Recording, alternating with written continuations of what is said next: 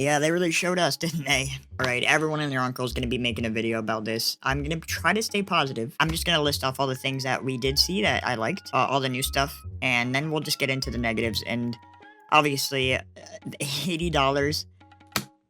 So they showed us some new courses. We got Crown City, Salty Speedway, Starview Peak, and Boo Cinema. I like Boo Cinema a lot. I've been really into like little like vampire ghost type thingies, like that kind of vibe. It's really cool. So I'm excited about Boo Cinema. These are all big courses. A lot of people are a little bit afraid because they're a little bit wider because there's so many new, like you can have like what, 24 players at once, which is crazy. But so far, I love the uniqueness. There's one that looks like an Italian, like, gondola, area, whatever that's called. Okay, they're bringing back old courses, and they're calling them, like, reimagined. Toad's Factory, Peach's Beach, and Wario Shipyard. And Wario Shipyard looks absolutely insane. Also, it's worth noting that all these courses, they have different vibes and different things happening. I think weather and like what time of day it is. So like nighttime courses will be different than daytime. Something that I think we already knew was characters and vehicles are gonna have stats. So you're not gonna have to like do all this stuff where you have to pick wheels and your paraglider and that all affects it. You don't min-max your characters on Mario Kart this time. They all have their own stats, which I kind of like. I believe they had like secret stats even back in like Mario 64. So like, yeah, obviously like Toad was smaller and he could get crushed, and then Bowser was like thicker and cars have their own like stats too. So now it's like just the two of them. They talked a little bit more in depth about the two new modes, Grand Prix and Knockout Tour, which Grand Prix isn't a new mode. I guess it's new. I don't know. They're confusing. I'm confused. So in Grand Prix, they're gonna have 4 courses within 7 cups, which they've only shown 7 cups. And honestly, it looks great. I love this kind of vibe. This is like my favorite kind of Mario Kart, just the standard stuff. I am excited for all the new stuff, that they have, like open world, but this is like what I'm excited for. And they finally like teased Rainbow Road, but I love this kind of stuff too. Like in Smash Bros, you had to unlock all your characters. You have to unlock Rainbow Road by winning so it gives you something to do. So all the Grand Prix, if you win them all, you get Rainbow Road, I guess, which is awesome. I like that. The other mode, Knockout Tour, is I'm actually excited for this the most, weirdly enough. So there's going to be 8 rallies, and rallies are like cups, it looks like. And what these are, they're just extended races where you're not going to want to be the bottom 4. So you're going to hit checkpoints, and every time you reach those checkpoints, if you're in the bottom 4, you're going to be eliminated, and so on and so forth until the very end. And then you have the final 4 going for the cup, which is really cool. It's like a bracket system for like, it's really cool. I'm excited for this one. It's like a tournament. It's almost like a battle royale for cards. I love it. Just my phone. Listen, the creme de la creme of Mario Kart, other than the courses, are the items. None of these are striking joy within me, but I'm excited nonetheless, especially for the ice flower. There's going to be an ice flower, which is really cool. It's nothing super different than like the fire flower. I mean, you throw it and then it does something, I guess you could say that about any item, but the most useless one is like the coin shell. You just toss it and there's coins that appear and your enemies can grab it too. I think the coins still do the same thing where it adds a little bit, like a percentage of boost, depending on how much you have, up to 10. Mother truck! There's hammers where you toss them and it's like, and then they stay on the course, so that's kind of cool. I think they stay on the course for a limited time though. Mega Mushroom, I'm super excited for this one actually. The Mega Mushroom makes you big boy, and you get to like crush people, I think. But it looks so cool. I mean, just to like, don't do it. Okay, I think we're safe.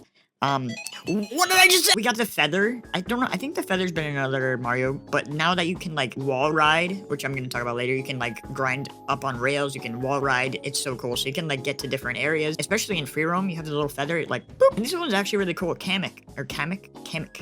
The wizard guy, the one that stole the babies from Yoshi's Island. I guess you can do different transformations, but it transferred everyone into like those football player guys.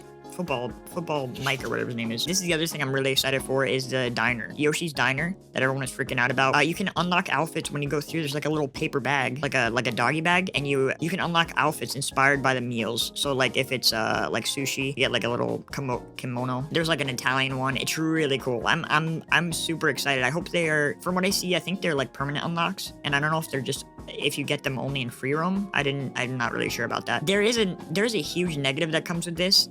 From what I've seen and what everyone's talking about on Twitter, the UI is absolutely like disgusting. All the costumes are going to be laid out in the character select, so you don't let's say like Peach has like 6 outfits. Let's say she even has 4. They're all gonna be there as a character instead of you pressing Peach and then like with the old Mario Kart, like Squid Games, what? Like the squids, you click one and they'd give you like the little skin colors and the different hairstyles, right? No, it's just gonna be all there laid out. There's gonna be new tricks. So there's the charge jump where you hold it down. I don't know if it slows you down slightly, but it makes you, it does it so you can like jump, which is really cool. I like, there's always been a hop, but it's more for drifting. This is like just a literal charge jump because there's gonna be more places to go in Mario Kart World because it's open world and you can like get around. I already talked about wall ride. There's something called rewind, which is really cool. Yeah, Fortnite. Like it rewinds you, which in the name it duh. And apparently this is only going to be in free roam and solo races, but it only happens for you. So nothing's happening to the other players. They're all still going in their own little thing. But for you can rewind if you made a mistake, I guess, or if you want to go through another. I don't know if this is very useful at all. And I wonder how it works for if you got like bombed or hit or, you know, with a blue shell or red shell. I'm curious about that. And then they talked a little bit about some returning modes. Time trials is back. Verse races, which is, you know, you can like set up your own like custom races with friends and stuff. You can now have up to 4 teams with 24 players. In the past, I think you could only do 2, maybe 3. I think it's 2, but now 4. So that's cool. Everyone's excited about that one. Balloon battles, which, you know, I used to love that in N64, but I'm not super keen on it anymore. It was really annoying, to be honest. Coin runners. Coin runners is, you know, pretty standard as well. I had a good time with that one with my sister. I was really liking the cops and robbers thing they had too, but they didn't talk about anything else. So free roam. So we got P switches. You can hit these little, you know, the P switches from Mario games, and apparently there's hundreds of them, and they start a mission. I don't know how deep the missions are because they really didn't show anything much. It just showed you like collecting blue coins and going on rails. So it's honestly giving me like Tony Hawk Pro Skater vibes, like when you did like little missions on that. I don't know what else to compare it to. We got hidden coins. You know, that's cool. Hidden panels, that's cool. And more. That's cool. Lastly is photo mode. Photo mode looks pretty cool. It's just, you know, you take pictures. You can only do this one in free roam. You can't like take photos while you're, you know, freeze the entire game while you're playing with your friends. That would be obnoxious. I did say that was the last, but there actually is more. For local stuff, you can have up to 4 players on one system. So I guess you can connect. I guess you can't have like a 24 player party on one screen with one switch, but it's the standard 4 player, you know, split screen kind of thing. I guess that's why, because it would be split screen. Yeah, I get that. This one confuses me. Local wireless play, okay? They said up to 8 players and up to 2 players per system. So that would be 4 systems, right? Because it would be 2 per, and then, right? But on the screen, they showed 8 switches, which would mean 16 total. I'm not sure. I have no idea. Go find someone else to explain that, because I have no idea. Online plays, you know, obviously that's there, and that's up to 24 players, which makes sense. They have this weird hub world thingy that's not the free roam world, but it's like a hub for multiplayer. So you can see each other on the map. You can like I think you can like teleport to them, or you can just drive, I guess, but I think teleportation is a thing. And then you can also free roam with your friends, take pictures, la-di-da-di-do. They talked about the camera on the game chat. I don't really care. Just use Discord. There's no real reason. Okay, the one cool thing is they had the webcam there, and it was pointing at them while they were playing Mario Kart. And your 4 friends, well, your 3 friends, your 5th friend's gonna have to go play by themselves. It put their faces on the screen in like when they passed, it's like your face was like above the cart, which is kind of funny, like because you're not looking at each other when you're playing Mario Kart. Most of the time you're sitting on the couch next to each other. But yeah, that was the entire direct, and it was about 15 minutes of pretty redundant information, to be honest. This is where I'm going to get a little negative, so if you don't like negativity, you can it was really unnecessary. I think it's probably the most unnecessary direct I've seen, and I know that seems pretty extreme because there's been some directs that are just like literally nothing, like, you know, farming sims and anime looking games. I love a lot of farming sims, but there's too many. That's a whole other tangent. But this one, I think, hurt the most. It really stung because of Bill Trinan. That quote of him being like, oh, let's, you know, you just wait and see this direct, you know, we're gonna prove to you why $80, why you're gonna be dropping 80 bones on this, and why this game is literally worth $80. That's frustrating because first of all, you're putting so much pressure on this game that people are now looking at negatively. Mario Kart, I have some of the most amazing memories playing N64, Mario Kart 64 with my cousins. Like, just playing this game for hours and hours on end. We just having the best time, laughing. Like, a lot of my cousins weren't good at like Smash Bros. It's just a difficult game, but like driving and Mario Karting and throwing, you know, you get an advantage being in last place. You know, it's a little more accessible, and it always was fun. Like, anytime anyone came over, it was just easy, pick up and play. And then with Mario Kart Wii, my sister, she always played Mario Kart 64 with us, but Mario Kart Wii was where she shined. It was crazy because like I was always the best Mario Karter in like our family. It's only me and my sister, but like, you know, my cousins and everything. And my sister started getting so good, and before I could even realize it, she was unlocking all the courses. Like, because I wasn't interested in Mario Kart Wii at the time. I wasn't really into the controls, the motion controls. But she started unlocking every single thing. Like, I was like so proud of like, this is like my dream. But then I got back into it because of my sister. She was literally destroying me in Mario Kart, and I love those memories. And of course, Mario Kart 8 and 8 Deluxe and all these, like, it's just, they've been staples. And now everyone's looking at this so negatively because they're like, you have to prove to me that this game is worth more than any game I've ever played. And yes, Tears of the Kingdom with the DLC and the upgrade pack will total $90. Or no, I think it's Breath of the Wild. Breath of the Wild, okay. But I've played games that have literally made me cry for $60 and under.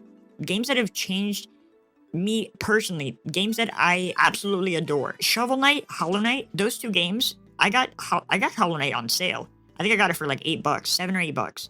That game is outstanding. If I had one game that I could play for the rest of my life, that might be the one. Maybe not, actually, because it's frustrating. But it's so good. It's so packed with lore and love and art. It's amazing. And Shovel Knight is one of the first games, aside from Mario 64, that I've actually beaten multiple times. And that game I got for like, what, $15? It's like 30 for the entire 4 games that come in it. Astrobot and Animal Well were both games that I would consider Game of the Year last year. Astrobot was $70, and that still stings. Even though Astrobot has quickly become one of my favorite platformers, it is absolutely outstanding. Anyone that hasn't played it, if they can get their hands on a PS5, borrow someone's, steal it. I don't care. Don't steal it. That's for legal reasons. I'm joking. But Astrobot is outstanding, and I paid $70 for that game, and it still doesn't feel right. I know that sounds horrible. I think the developers deserve it, but it's $60 aside from all this nonsense about inflation, because inflation is real, but we're still being paid less, and we can get into economics and how money works, but $70 today still feels like $70 before. It's a lot of money. $80, $20 more than the standard, $10 more than PS5 games have been charging currently. It's a lot of money. And Nintendo somehow is trying to prove to us, and they didn't, I'm gonna be honest, didn't prove to me why this is an $80 game. It doesn't need to be $80, I'm sorry. Of course, this is pushing people to want to get the bundle. The bundle's gonna probably be the most popular thing to buy because it's gonna be $500 for the Switch 2, which is $450 alone, but it's gonna add the Mario Kart World game digitally.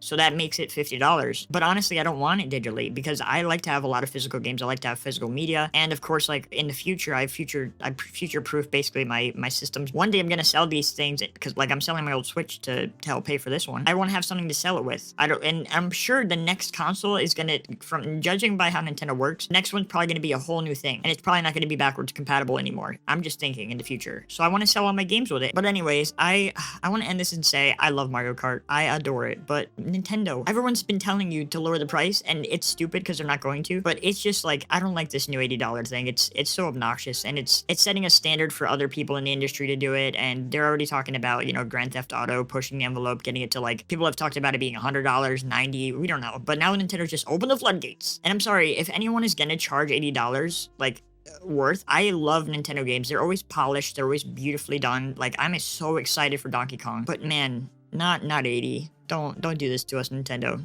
You guys still have time to take it back. If you like these kind of rants, well, please subscribe, like, comment, share. I'd like you to comment a game that you think would be worth $80. If you had to choose, I would genuinely pay $80 for Silk Song, I think, depending on how good it is. Even Animal Well, holy moly, no, Dredge. See, these are the games, they're indie games, but they have so much, like, replayability. They have so much love. I love Mario Kart, but these games are so good. Anyways, goodbye.